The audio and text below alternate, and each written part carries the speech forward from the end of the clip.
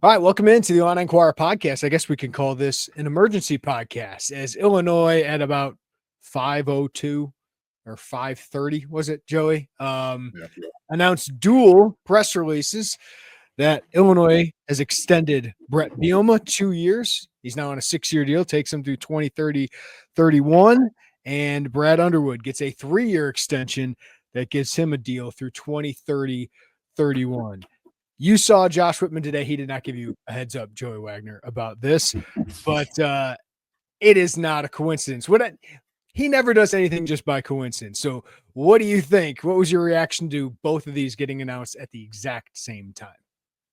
Yeah, it makes sense. I mean, the exact same time was different, I guess, than we've seen, but each of them getting an extension at this point, I get it. And obviously, Bielema is coming off of the 10-win season. Jimmy, we can get into the nuances with each of those extensions here in a second. But you also have to think there's a lot of money pouring in. There's a lot of, you got to keep up. If you're happy with where you're at, and Josh Whitman is very happy with where Illinois athletics is right now, obviously would tell you they want to keep pushing forward, and that really doesn't need to be said. If you're happy with where you're at, you're proactive. And you're making sure your guys – your coaches aren't falling tiers below other coaches, especially within the course of the same conference or like programs. And that's what Josh Whitman did. And just keep those guys where they feel like they're respected, where they're compensated for the performances they have, and don't let programs around you start passing them up.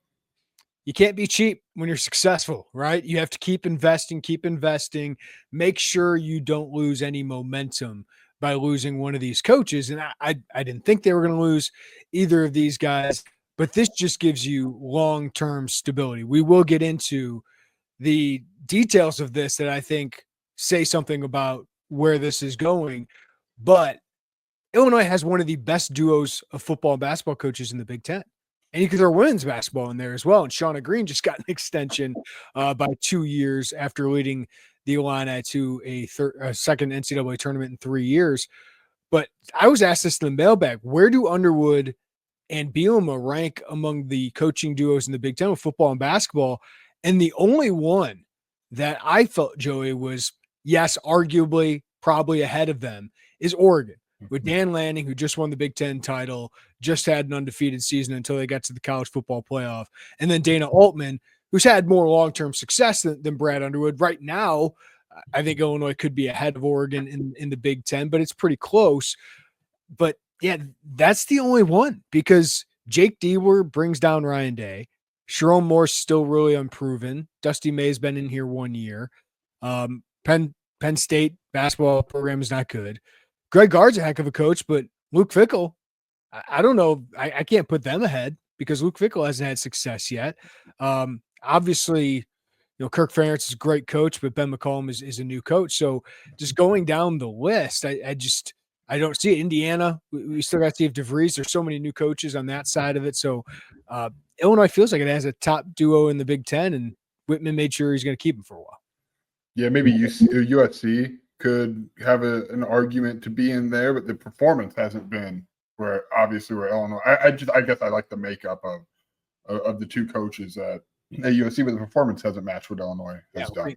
Lincoln Riley's got a lot to prove, right? I like Eric Musselman. I think he can have success there, but that's not the easiest program to have success with. But maybe, but I would have Illinois ahead. Yeah, I mean, I would have them ahead. But I would say maybe they're in that next wave, but that's more of I think kind of reputation of what they've done in the past versus what they're actively doing right now at USC, at least up to this point. So you're right. This is a top tier duo in the Big Ten. And as you said, don't mess with Pappy, don't mess with good, and don't make sure these guys are feeling appreciated, well compensated. So you don't have to worry about, not to your point, I don't know that either one of them I'm sure neither one of them were snooping around this offseason, but being proactive about that is very, very good. All right, just some of the details so we can get out and get into the discussion a little bit more. Bielema is extended 2 years through the 2030 season, and then he's got the opportunity to earn up to 4 one-year extensions upon meeting certain performance benchmarks that could extend him through 2035. We don't know what those benchmarks are, Joey, but we will get those details once these contracts are approved by the Board of Trustees next week. Bielema's annual salary goes up to $7.7 million. That's $1 million increase from last year's at 6.65. And then he's eligible for annual retention incentives on July 1st of every year, starting with $700,000. Then it goes up from there. So basically almost a $9 million coach. Then he'll be eligible for other bonuses, all of that. And get to the last line. We'll get to the last line here. I will get to that here in a second, because Underwood basically has the same thing. 3 years, 4 one-year extensions upon meeting the performance benchmarks that could extend him through 2035. Underwood's annual salary begins at $4.4 million, which is pretty close to what he made last year, but he got a signing bonus out of this, and then he's got annual retention incentives of $1.2 million. That's the first one, and then grows after that. So basically a $6 million coach here.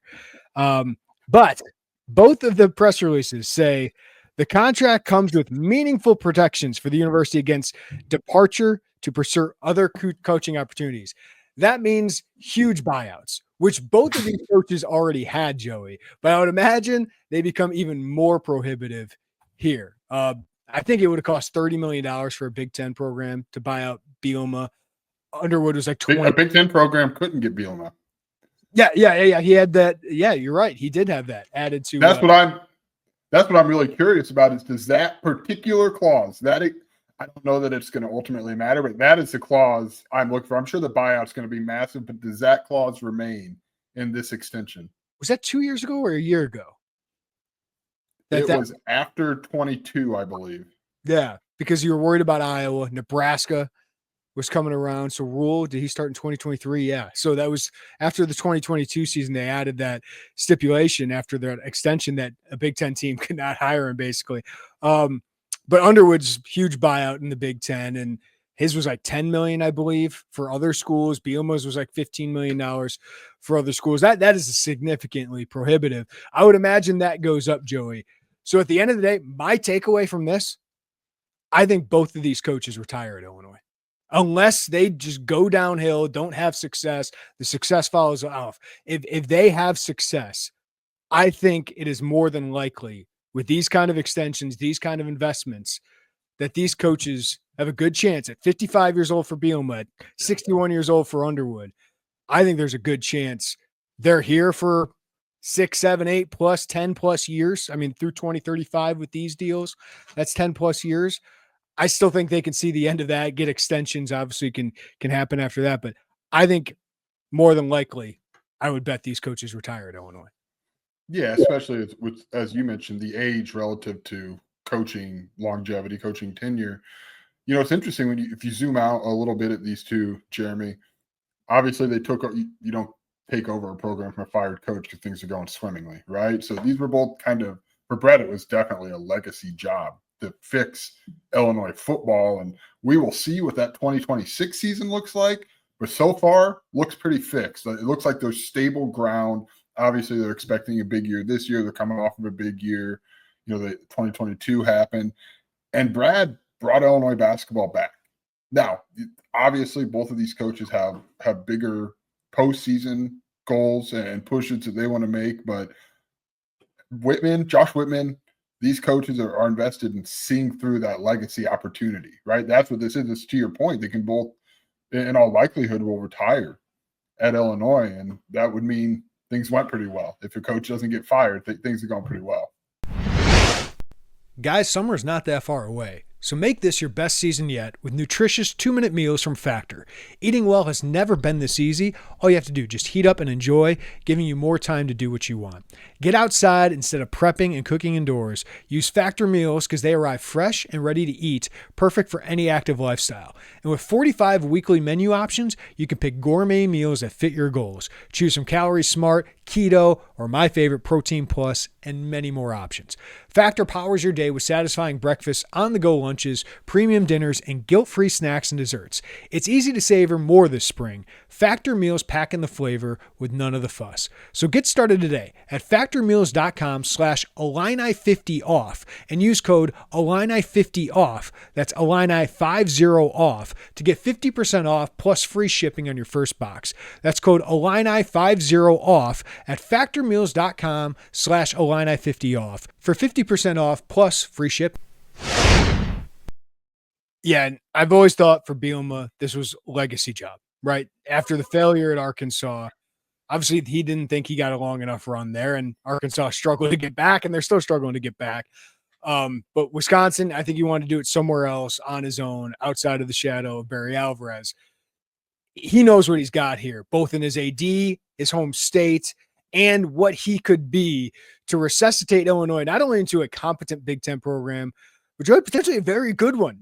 Maybe he awakens, and it feels like he has. He's awakened the sleeping giant and can make Illinois one of the better Big Ten programs. I don't want to say the best because Ohio State, Oregon, and some of those are in here. But if he can turn into Illinois to Iowa or what Wisconsin was, he's going to be statue worthy, right? We continue to talk about that. The T-Bar statue will be outside Memorial Stadium if he has, just an Iowa-like run. I think over the next 10 years, he'll be that coach. He'll be one of the best coaches in Illinois history. And then with Underwood, he clearly needs to make some more long NCAA tournament runs. But how far he's taken this program from bottom half of the Big Ten, which is inexplicable for Illinois, to now where it's top tier Big Ten, still wants some more in the NCAA tournament. But if he has those runs, I've said this for a while, I think he's going to be like Lou Henson. I think obviously different personalities, they talk a little different, but when we think about Illinois basketball in the modern age, I think it'll be Lou Henson and Brad Underwood, and he's setting himself up for that because he keeps getting bites at the apple, and I think they'll make some NCAA tournament runs. So both of these guys, I think, are now set up to be legacy coaches at Illinois. And how often does that happen where you have two of those guys at the same time in a program? Lou Henson and Mike White felt like those before the NCAA caught up with Mike White. So it's been since the 80s. The 80s belong to the Illini, maybe the 20s now belong to the Illini. Yeah, and these are significant investments from Josh Whitman. I also want to point out Brad Underwood, Bret Bielema are investing back in Josh Whitman, right? I mean, you know how AD and coaches and friction there can lead to moving and shaking Kevin Willard into Maryland, right? I mean, like you can just look around. So these guys wanting to keep this partnership with Josh Whitman tells you a lot of, not that we needed more, any more to be reaffirmed about how he's thought of, but those two are tying maybe their final run of their coaching careers. It's still a 10-year window here, or whatever the case is, to that guy. And I think that's meaningful. But we do have, these are big investments that Illinois is making into Brad Underwood, into Bret Bielema. Those pay off, right? Like those, beyond just winning games and the buzz, people are selling out Illinois basketball games every time you look up. People are flocking into Memorial Stadium now because the product is a heck of a lot better. Two sellouts last year. Right. Two sellouts last year. How many are you going to have this year with Ohio State, USC coming to town? And if you're winning, how many are there going to be after that? They said in this press release they've doubled the season ticket sales. That's worthy of a big raise for Bret Bielema because that is the moneymaker. Like, when he signed here, it was a $4 million contract. He's doubled that, right? And now he is paid like a second-tier Big Ten coach. Luke Fickell and Jed Fish are right around $7.7 million. So I don't think that number is just made up out of nowhere. Like that puts him in that kind of second tier behind Dan Lanning, behind James Franklin, behind that top tier of coaches. And that's what we need to do to keep a guy there. He's top 20 nationally now. And Brad has been a top 5 paid Big Ten coach for a while. That continues. But yeah, like Bret Bielema is deserving of that given what he's done here. Yeah, absolutely. And again, the ticket sales don't fully repay $7.7 million, right? But it goes a long way in having that some money flow back into the athletic department. It's been Josh Whitman's biggest hurdle. It's been his biggest challenge. It's been probably I would say his biggest priority since he took over is get that football program going. When you have a coach who's got it going, whatever it takes, right? And don't look back because you don't want to let these opportunities go. We've seen coaches cycle through Champaign-Urbana who have struggled and never got it going. And then you're in buyout, swimming in buyouts. You've got to hire new.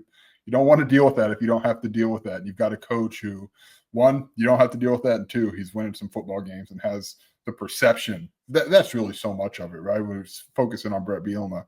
The perception of Illinois football is on a level that Jeremy hasn't been in Yeah. You tell me, right? A good long while, and there's a lot of value to that.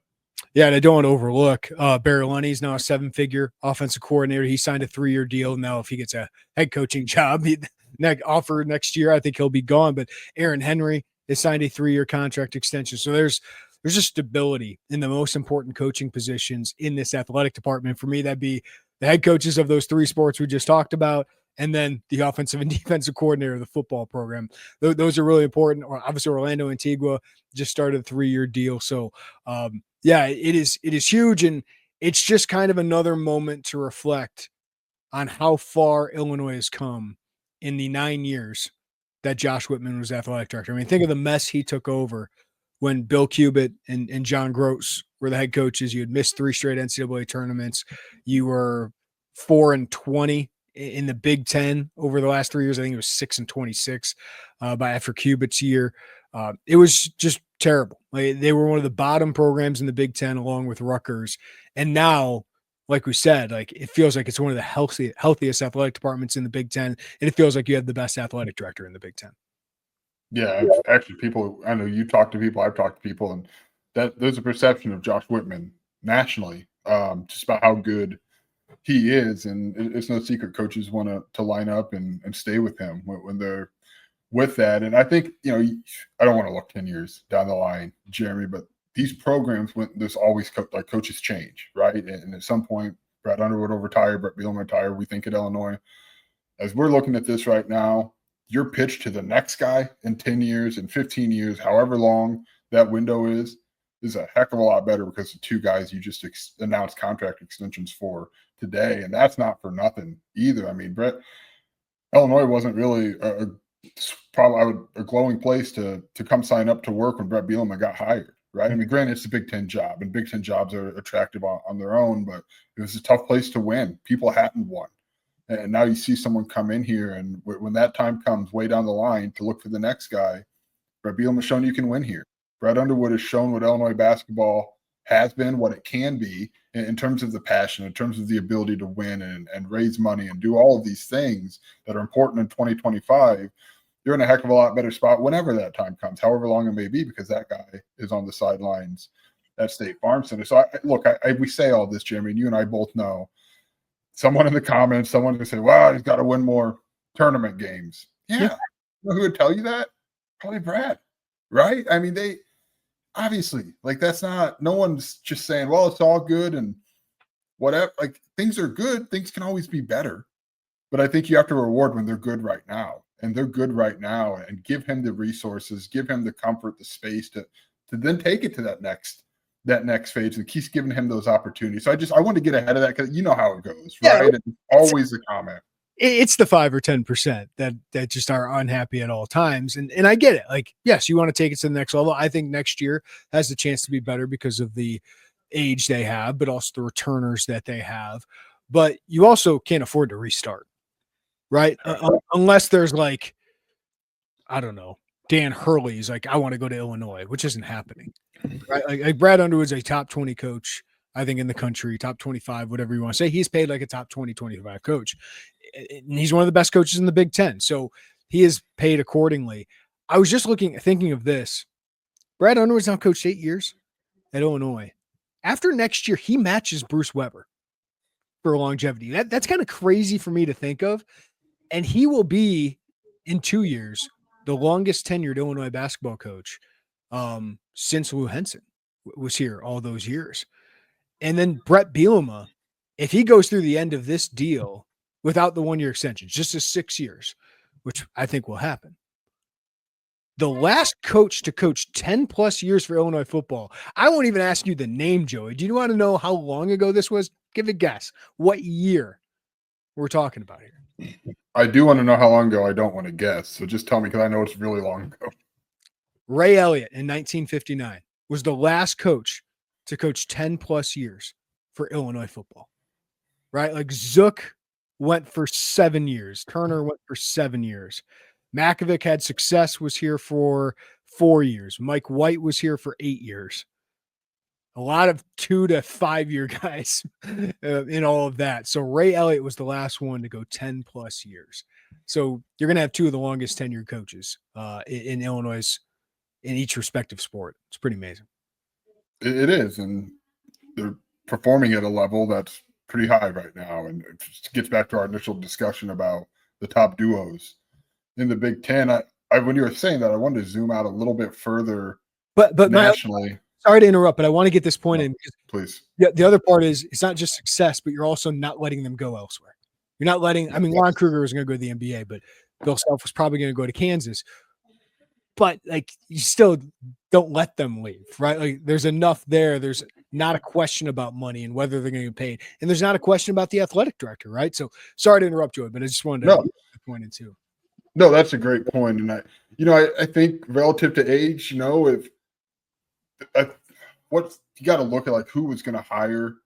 There's so much success. Like, the quality of coaches you get, but do you want a 55-year-old coach? Do you want a 61-year-old coach? Or do you want to try to go? So I think it was already maybe a more narrow pool anyway, but even in a narrow pool, someone can fork up some money and really make things a conversation. And I'm not trying to act like these two are unattractive based on merit. It's people want to be in positions where they have 10+ year coaches, right? Like that is the goal, to not think about the two revenue sport coaches for 10 or more years. So I do think that played in, but yeah, you're also backing up financially. And with that, we talk about maybe their salaries, and we've gone over that. But as you mentioned, the assistant coaching pool in football, that's a big deal. And you've seen Barry Lunny, Aaron Henry, Bart Miller, Tank Wright, Terrence Jamison, go down the line of coaches who are making pretty hardy salaries. You go to basketball and you have the resources to bring in Orlando Antigua back. I would imagine they're going to be in the market for another assistant, right? So like, you have those resources to be an attractive place where your coaches don't have to moneyball their coaching staff. They can get good quality coaches that they want to have on their staff. It's one of the biggest reasons I always thought Brad Underwood would add another assistant and not just go cheap, with Quay for another year. And it's nothing against Quay, but it's like, you have these resources. You are acting like a big time program. I don't see them just, we're fine. They're going to push it. They're going to push to add more. And boy, I mean, you look at Bielema's, even a support staff, man, adding like a Mike New and a Joe Kim, like, these are recruiting staff. Yeah, these are significant salaries they are adding, and maybe it's $100,000 here, $200,000 there, but it adds up. But it's never been a question, it seems like, for Whitman. Obviously, he has a budget, but he knows how important it is to surround his coaches with the infrastructure to succeed. Yeah, and you're fully funding the house settlement when that comes across like that. It's not simply just, hey, this coach, like, there are so many layers to building a happy coach. And Josh Whitman has checked those off. And I think we just can't let that go unsaid, because there's a lot of value into keeping these coaches with guys they want to work with, or women they want to work with, and putting them in a position to pay them comfortably. So when it comes time, Barry Lunny can take the job that's right for him. He doesn't have to take, we just use Barry for an example. You don't have to just go take a MAC job because it's a head coach. You can make more money as the OC at Illinois, and you can be pickier in terms of what you want. And if you don't have an athletic director, an athletic department, administration that's committed to that, then you're worried about cycling offensive coordinators, defensive coordinators, lead recruiters here, assistant coaches there. You're worried about cycling through them every 2 or 3 years. That's not an attractive place for head coaches who have a crap load to manage anyway, and you don't want to worry about some of your better assistants going elsewhere because your administration doesn't want to pony up. So I think that's really, really valuable to these two. A great example of that's Terrence Jamison. I think is someone who doesn't leave. Last thought, and we'll get out of here, Joey. I think we don't have to have the conversation when a job opens up about these guys leaving anymore. Like, I hope we don't. We will get the details, but the next time Kansas State opens up or Texas opens up, I don't think it's even worth the conversation, because we will find out what the actual buyout is once this contract becomes public with the Freedom of Information Act. But like, once we get that, I think it's going to be pretty clear that these coaches aren't going anywhere, and people probably aren't going to have the resources or the stomach to buy them out. Yeah, meaningful. What was the terming Josh Whitman used, or the athletic director? Meaningful protections. Yeah, meaningful protections for the university against his departure to pursue other coaching opportunities. Sounds like you ain't going. back up the truck if you want them. Otherwise, steer clear and go poach a coach from somewhere else. It's a short term for that line there. The one I'm really fascinated by. I'm curious if ultimately it won't matter. I just want to know if it's stuck for my own intrigue. Is the Big Ten clause in Bret Bielema's contract? Again, I think the buyout will be so steep that it is just going to be prohibitive of everybody. But I'm just really fascinated by that because he made a point, if you remember, Jeremy, at Big Ten Media Days, to bring that up. And that was something that I think probably to get that in the contract probably got you up to that $6 million, got you up to that level that he was getting paid annually. So I'm just curious if that stuck. My own weirdo interest in this, because it's not going to matter, but I'm fascinated by it. It is the Iowa clause, right? Because that's his alma mater. Kirk Ferentz is nearing the end at some point, I would think. So it is that. But I think Bielema agreeing to that says he doesn't want that, right? Like I think he knows what he's got here, and to follow up Ferentz would kind of be like doing what he did at Wisconsin. I think he likes what he's doing now, building it in his own image. Doesn't have to compete with that. Has no shadow over him. This is Bielema's job, and I feel like Underwood's the same. Like he kind of had to build this thing from scratch and build it into a contender again. And he's done that, and now they're rewarded for it, and they're going to be here for a long time. So, any final thoughts, Joey? No, I thought that was a good point. Is that a clause you really need to hammer home twice, or is that just kind of building the proverbial fence that first time and keeping them out? I mean, there's probably legal reasons if you want that in there twice. But you're right. If he was that interested and headed west to Iowa City, and to your point from earlier, which was a really good one, Nebraska at that moment in time, he probably would have headed west, right? I think to put that in there when all of that was kind of swirling in the area, the earth at that time, to put that anti-Big Ten clause in his contract, I think that was very telling in the moment, and it told you exactly what Bret Bielema, where he stands in terms of things. And I can't wait for the day that he really peels back the layers on it. Maybe that'll be at the retirement press conference whenever that comes around, Jeremy. But I'm really interested to hear his unfiltered thoughts on the opportunity, with Bret in particular, the opportunity at Illinois to really but to really have that legacy opportunity here. He did open the door a little bit in Orlando when he said, "Do it my way." And I know we tried to kind of open that door a little bit even further on the pod and kind of didn't get there. But I would really, truly love his unfiltered thoughts when he does decide to retire from Illinois, as we think he will, about what this legacy opportunity meant for him and to revive and put this program on the footing that it's on right now. Yeah, and it makes me think of like the opportunity Whitman gave each of these guys. So like Brad was at Oklahoma State, but he wasn't paid like a Power 4 coach, right? And he was there for 1 year, right? Yeah. It's not like you took some long-standing, hungry Power 4 coach who just like Brad was there for 1 year after a very, very good run at Stephen F. Austin and gave him that window. So yeah, absolutely. Whitman opened the door and gave opportunities to these guys. Bret Bielema was not run out, but he was out of college football. He was in the NFL, and that door opened up again. Yeah, and he had other opportunities. Like Colorado was involved with him.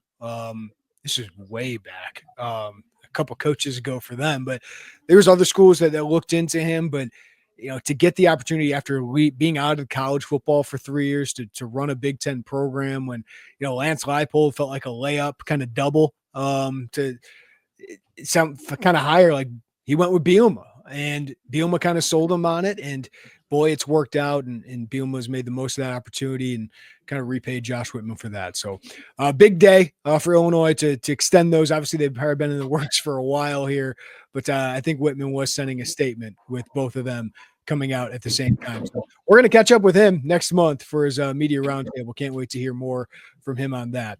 But for Joey Wagner, I'm Jeremy Werner. Thanks for listening to the Illini Inquirer Podcast.